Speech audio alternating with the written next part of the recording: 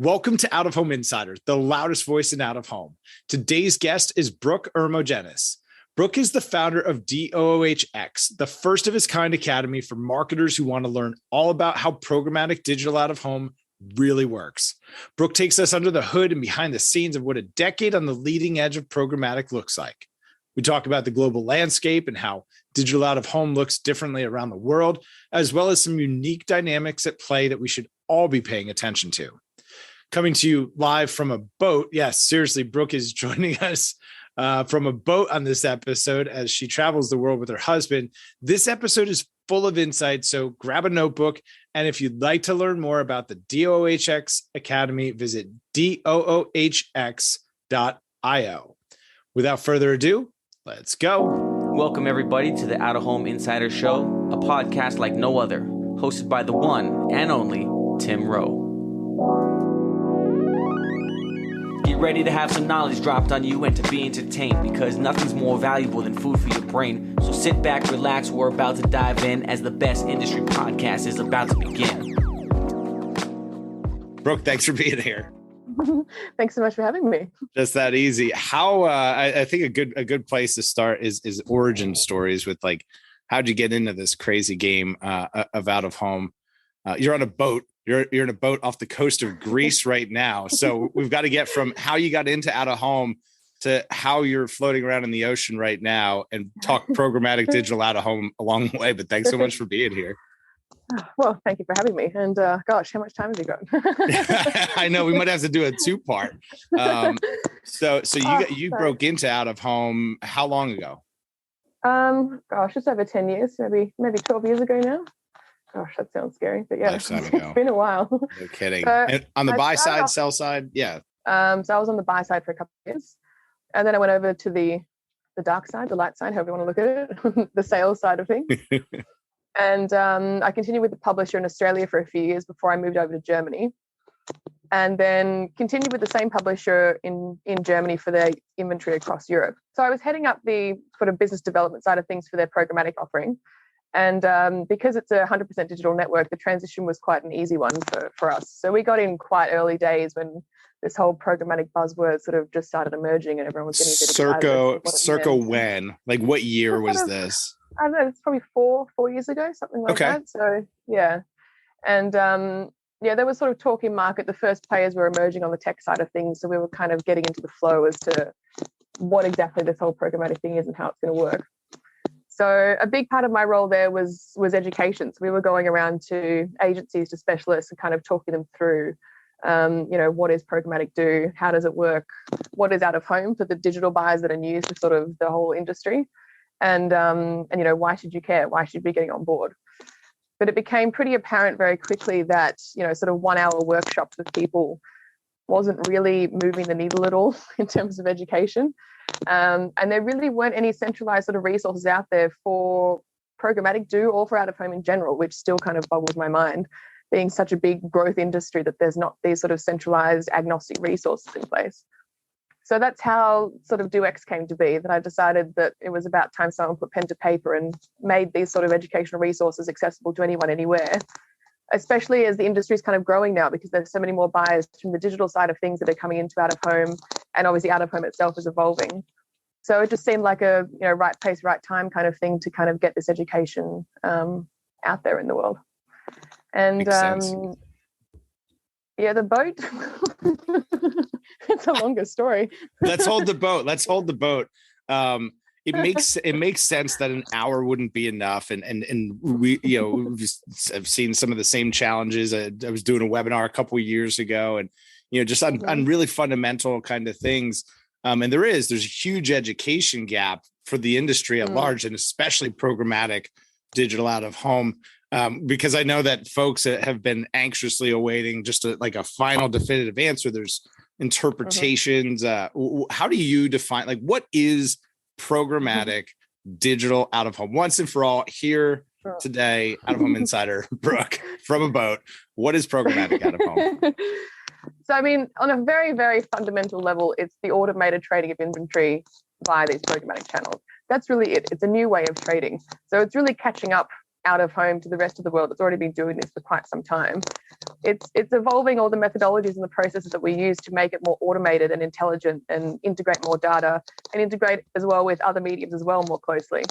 So I think people still kind of think about programmatic DOOH and say like, oh, it's great for doing, weather triggers and, all these sort of quote unquote fancy things. And it's so much more than that. It's like programmatic DOOH, as I was saying to you the other day, like this is out of home's print moment where it went from like offline, very manual, old school way of doing things to more or less overnight becoming a whole new digital medium. And that's really what this is bringing to the table for out of home. Like it's evolving everything about how we plan, how we trade, how we use the medium, how other people use the medium. And it's making the inventory so much more accessible than it ever was before to people both inside, out of home industry, but also everybody else. And you can see that the interest is just sort of exploding everywhere. So it's an entire evolution of the way that out of home is bought and sold. And it's going to, it's going to change how everything's traded moving forward. How do you think about, there's multiple DSPs and some have some of the inventory and others have some of it. And sometimes there's an overlap.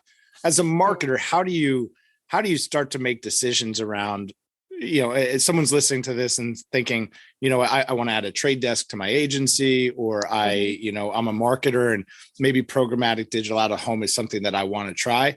Where do you start? There's so many different things and there is such a lack of education. Where do you point someone to get started? I mean, other than just the education side of things, sort of getting the basic lingo and understanding down, I think people are a bit sort of hesitant to just go through the process of trial and error. People they seem to be holding off and waiting for one perfect solution to come out before they even get involved. And because this is such a new medium and there are so many different types of tech players and publishers and things out there, the dust isn't going to settle on a final answer until everyone gives it a try and offers feedback. There needs to be a feedback loop in place. And that can't really happen until people start trying. So chances are if you're working at one of the large agency groups, you already have DSPs that other departments are using for different types of trading. If you already have these agreements in place, then by all means go through those DSPs and just see what's there. Talk to the local publishers in your market to say, where are you available and how can I buy you? But you can at least find one that aligns more with what you're trying to achieve for your clients and with the publishers that are in your market. Makes sense. So it doesn't need to be like a perfect, the final solution to whatever your marketing woes are. Just find a place to start and start testing, as all good marketers do. Test, Absolutely. Get some feedback, see what you like, what you don't like, give the feedback just on the literal platform itself and what you liked about it and what you didn't like, what you'd like to see. I think that's a super critical step for the publishers who maybe have digital inventory. Maybe I'm a static owner that's adding some digital inventory to my mix, or maybe I'm just all digital. I've sat in sales meetings where leadership was debating about, should I be on this DSP or this DSP? And I was kind of sitting there as like the internet guy. I'm like, all of them, because it's all found money, but maybe that's the right answer. Maybe it's not, depending on your circumstances. As a publisher, what should a publisher be considering when thinking about connecting their inventory to programmatic? And see, this is the same point that I always face, is that, from a publisher side of things, it's the more the merrier, because the more visibility that you have with SSPs, the more DSPs you're then connected to, and so on and so on. So there are lots of SSPs that are sort of stronger in different markets, or that have different integrations with DSPs. So while it can be quite time consuming in terms of the actual integration process, for me, it's a no-brainer for any publisher to connect to as many SSPs as you possibly can, because ultimately it means that your inventory is in more shop windows around the world. You know what I mean? So the more the merrier. Right. And if it's not available, if it's not available, that it's not going to get sold, but you might as well have it. Like you said, I love that. I love that analogy, in the store window, so people know, hey, I could buy this. Exactly. And the integrations, like different SSPs might have integrations with the same DSPs, but there might be different types of integration. So one might have a full integration, which makes it nice and easy to run a campaign, and one might have like a third-party one that goes through another player. So, being able to have that flexibility with your clients as well, to say like, yes, we can do it with this DSP, and if we do it through this SSP on our end, then it's going to be a much smoother process. So having the DSPs is one thing, but the actual integrations with those DSPs is another thing. So like I said, the more the merrier, because it gives you so many more options. I love that. And thinking about, so now we've kind of bridged the gap of connecting supply with demand fundamentally, coming back to those marketers who are testing programmatic for the first time. How would you recommend that they test it? Large format? Should you buy the types of inventory that maybe you're familiar and comfortable with? Obviously, creative becomes a consideration with different sizes, different screens, different context. Where do you suggest getting started? Okay, I'm convinced now. I want to test programmatic digital out of home. What should I be thinking about for that first test? Yeah, so my advice, especially to out-of-home specialists that have sort of been planning out of home for a long time, start with the kind of campaign that you're familiar with, something that you've done before for clients. Maybe they've got a standing sort of branding campaign they do each year or whatever it might be. Like, keep it simple at first and just try to activate exactly what you've done before, but through programmatic channels, because then you don't have to stress so much about, what formats am I using, where's my audience at, and all that sort of thing. You can really focus on the fundamentals of, how do I set this up in this platform? How do I track the progress? How can I monitor what's going on? So you can really draw a comparison between what you've done before and how it's going to look now that programmatic's kind of come into play, because it's going to change so many different processes and procedures that are involved with planning. So starting with something that you're familiar with that's sort of, let's say low risk, it can really help you kind of justify it all in your head and line it up with how it's going to work in the programmatic sense.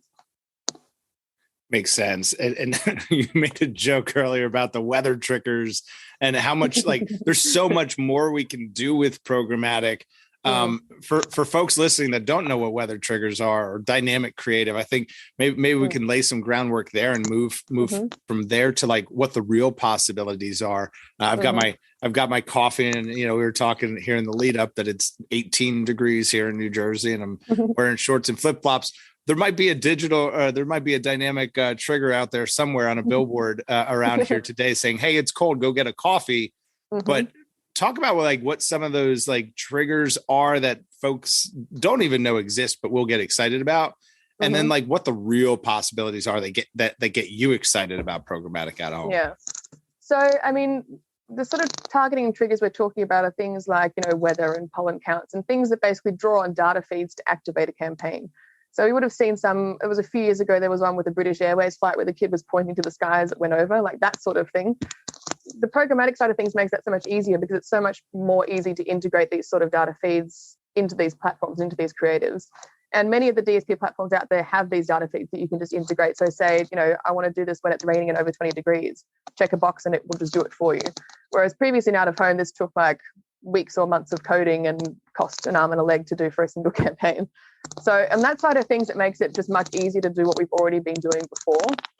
But I think if you combine the creative with the sort of non-guaranteed nature of programmatic digital out of home, it really allows you to get really flexible with making your campaign much more contextually relevant, as well as integrating these sort of triggers. So there was an example of a coffee chain or something that was in a train station. And, you can say, you've got 5 minutes to your next train, why not stop in for a coffee? And you can even monitor, how busy it is in the coffee chain to see if they can get that coffee in 5 minutes, you know what I mean? But then once there's only 2 minutes to your train, there's no point in showing the ad because they haven't got time to stop the coffee, you know what I mean? So previously you would be paying for all of these impressions that you wouldn't be using for the half the time it being relevant and half the time it was being fully irrelevant because no one's going to stop and, see what's going on.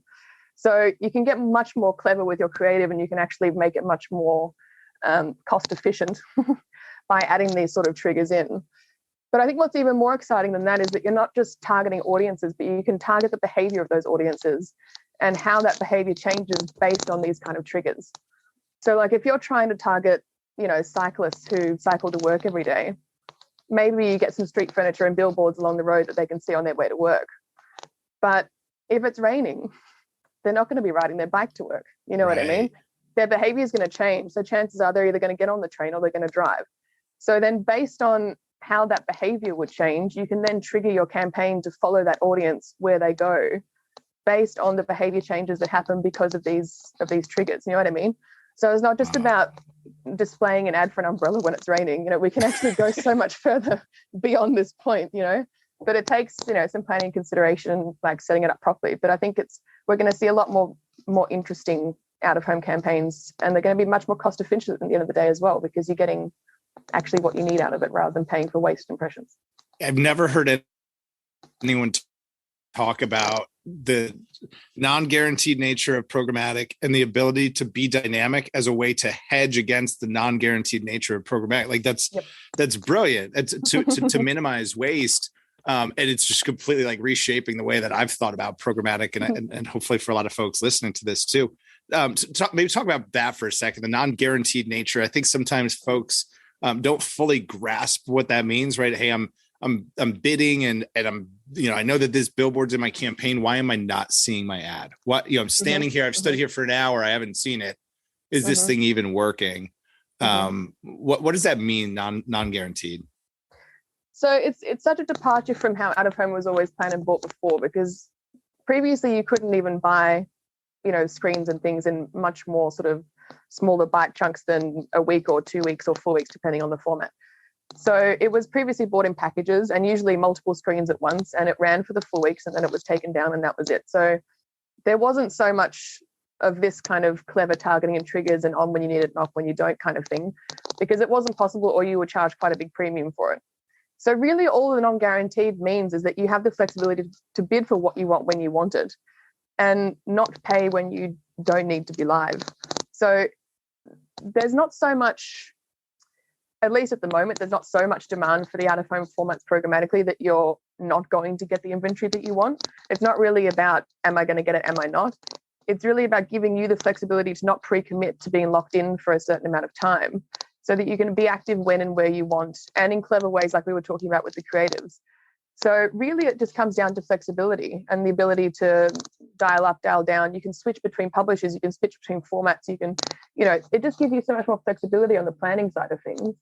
And, when you have existing relationships with publishers, chances are you can get the impressions that you want anyway by just saying, hey, make sure that there's some impressions available, or tell me what your avails are. So the availability side of things can still be managed with non-guaranteed activity. But what it really provides buyers is that flexibility to create the campaign that they actually want, as opposed to being locked in to a preconceived sort of notion of what it should be.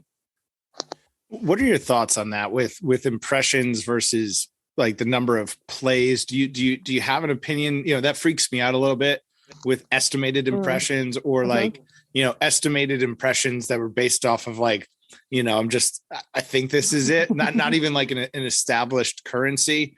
And any best practices around impressions versus plays, or just how to factor that all in? Yeah, I mean, there's a few different conversations to be had around this. It's like, should out of home really be basing its value on the one currency that's ultimately unquantifiable and out of home? That's like a whole nother conversation to be having. Yeah, that's part two. Because we're trying to sort of fit into this mold of impression-based buying, but of course audience measurement out of home is notoriously impossible to standardize. I mean, ultimately it is. So there's certainly a conversation to be had whether the merits of pay per play, which at least can be sort of thoroughly reported on, versus impressions should be had. But as a publisher, I think the best thing that you can do is educate on what impressions mean on your network. Because if someone says, I want to buy 1 million impressions for 2 weeks across, every screen in New York City, like that's fine. But depending on the number of screens there are and the audience numbers, that could mean that your ad's only going to play like once every 3 days on every third screen or something. You know what I mean? Sure, so it's like, what do impressions actually mean on your network, and how can they sort of rationalize it in their minds? So how we used to approach it was we'd sort of give like a light, medium and heavy estimation of availability. So a medium would be like a normal weight campaign, so once in a loop basically, and the equivalent of what that looks like in impressions. And then a light would be every second loop, and then a heavy one would be a double looped one. Not that programmatic digital out of home is bought that way, and it shouldn't be, but it at least gives them a way to sort of align it in their minds as to what the impressions actually mean.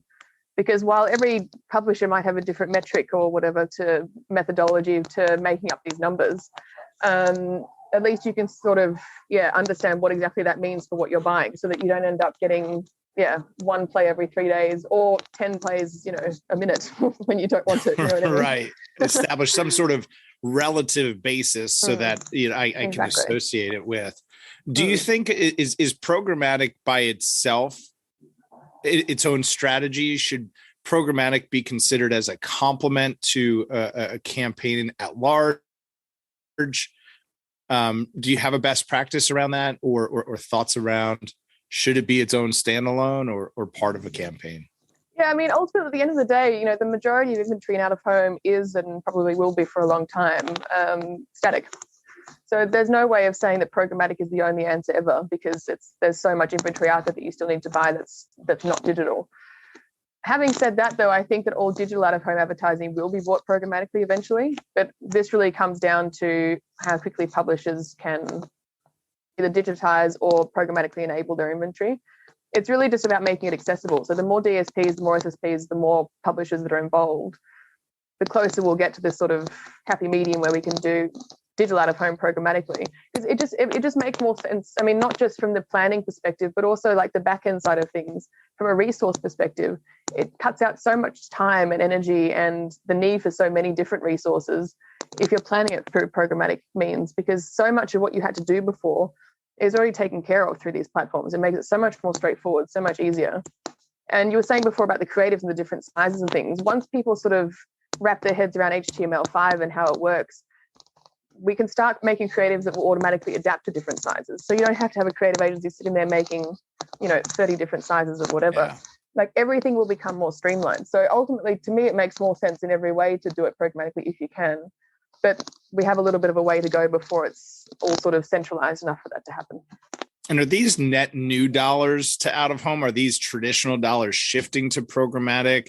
I remember sitting in those sales meetings and they're senior account executives with big books of business concerned that, hey, my $500,000 hospital client, I don't want them to go start spending this money programmatically with me. I want to still be able to control those direct relationships. How does that all work with programmatic? I mean, from my experience on the publisher side and from what we've seen, I would say 95% of the revenue was incremental. So from incremental sources completely. We didn't see, I know that this is a big fear of people that it's just going to shift from traditional to programmatic and we're just like kind of dealing with the same money rinsed a different way kind of thing. But as I was saying to you the other day, like the majority of interest that we're seeing in programmatic do at the moment is not from within the out-of-home industry.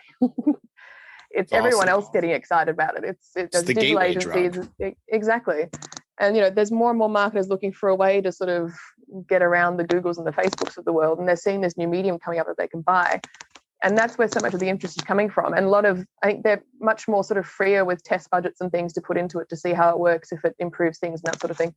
So I think, the majority of interest is coming from outside. So I haven't seen, at least from my experience, I haven't seen that it's money just shifting from one place to the other. It's all been incremental, and not just incremental from your local market, but incremental from international markets as well. Because what people kind of forget that is even if you just have a publisher network in, say, the UK, once you're connected to these SSPs and DSPs, which are global, someone from an agency in China can buy your inventory tomorrow, and chances are you've never spoken to them before. They've never heard of you. But because you're on these platforms, you're visible. Like I said, the storefronts that, you're out there for people to find. So, I mean, the incremental opportunity far outweighs any discussion that needs to be had around traditional versus programmatic money, in my opinion. Well, there it is. We put that to bed. We put that to bed once and for all. I totally agree. And folks forget that before you could buy Google ads programmatically without talking about it in automated fashion, pay-per-click ads were sold direct, right? Like there were salespeople at Google who went out and sold paid ads. And it was just one crazy test that an engineer wanted to run of, hey, what if we put this on an automated bidding platform? And what Google found was that they drove rate up 60%. They commanded a 60% premium by creating a market to establish an efficient rate, right? Which is a bid system because people are willing to tell you what they're willing to pay. Exactly. So I think it's very exciting. And we're kind of like very early stage. This is like 2007, 2008 on the internet, folks. I think need to buckle up for a rocket ship ride.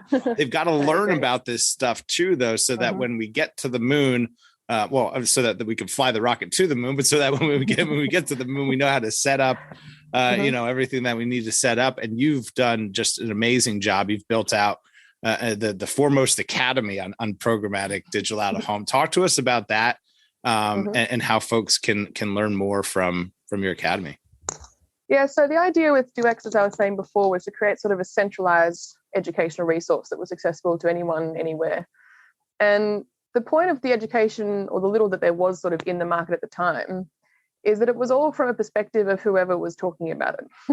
There was no sort of third-party information available. It was all like, based on what the capabilities of my network are, here's what you can do with Programmatic DOOH, and so on. And rightfully so, they're pitching their own products, but there was really no sort of agnostic fundamentals out there that could just say, this is what the technology is, this is how it can work, and these are the possibilities that you have. So the idea with DOOHx was that we started with the 2 101 courses, so the foundational courses.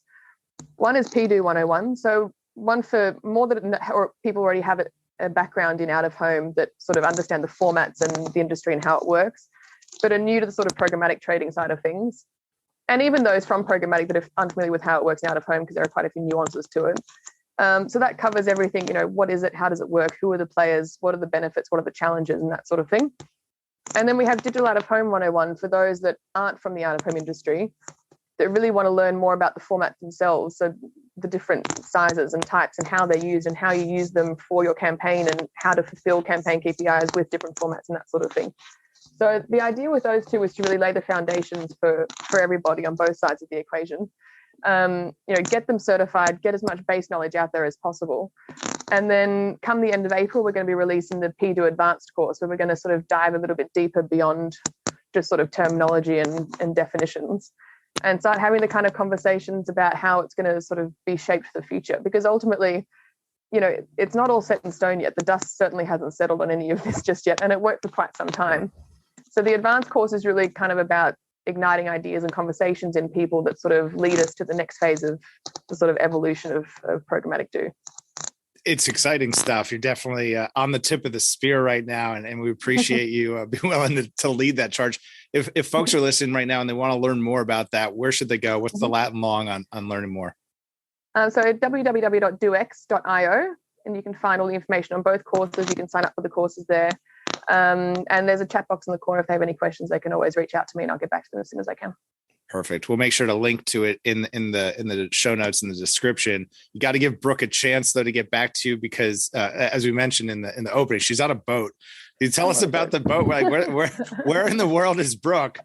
Is the new game that we're going to play. You should have a map track. We can follow along on your journey. We could do. Yeah. Look, COVID lockdown did weird things to all of us, okay? And sure so we took it to kind of the nth degree. In April last year, we bought a boat. We moved on board. We bought it in Cyprus. And we spent the next sort of 9 months sailing around the Greek islands while I'm, recording courses and educating people to those sorts of things. Bit off slightly more than I thought I could chew, but it's fine. Got there in the end. And yeah, we're just wrapping up winter in Greece now, and then in a couple of weeks when the weather gets a bit better, we'll head on to Italy and continue west for a while, I suppose, is the general plan. You live your product out of home. Brooke lives her life out of home. It's been a lot of fun. We're going to have to do a part 2, because I know this is going to generate a lot of conversation. We're going to get some great questions. Make sure to check out the course. Where else are you active? Are you active on social? Where can folks go to follow you, learn more about you? We're really active on LinkedIn, so you'll find the DOOHx company page and also my page. We put a lot of different content out there, and any updates on upcoming courses and things will be all listed on the LinkedIn pages. Awesome. Easy enough. We'll make sure to link to all of that. Brooke, thanks so much for being here. Thank you very much for having me. Absolutely. If you found this to be helpful, please share it with somebody else who could benefit. As always, make sure to smash that subscribe button or give it a follow on wherever you're listening, and we'll see y'all next time. Quarter century, I finally came to my senses. I finally got my hand up on the tinted Benz, kid. I see the world clear through my tinted lenses. With the dream and the drive, the possibilities endless. Now print that, send this all the way to Tokyo. Take a trip down south, down to Mexico. Next stop, Shanghai, the world-class trade show. First class all the way, cause that's how we roll. Yeah, call us the rock star businessman. Rockin' shows, we handle business, man. We got our own future in the palm of our hands, cause divided we